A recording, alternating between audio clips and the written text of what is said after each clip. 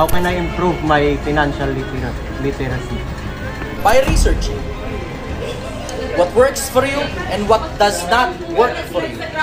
Kailangan kilala mo sarili mo.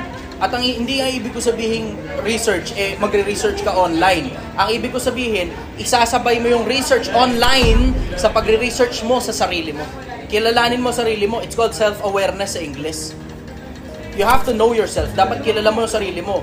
You know what makes you tick and you know what does not make you tick. Kung ano yung mga gumagana sa'yo, yun ang gawin mo. Kung ano yung hindi gumagana sa'yo, huwag mong ulit-ulitin yung parehas na mistake na ginagawa mo dati. Hanggang sa dulo, mananatili pa rin akong sumasagot ng mga tanong.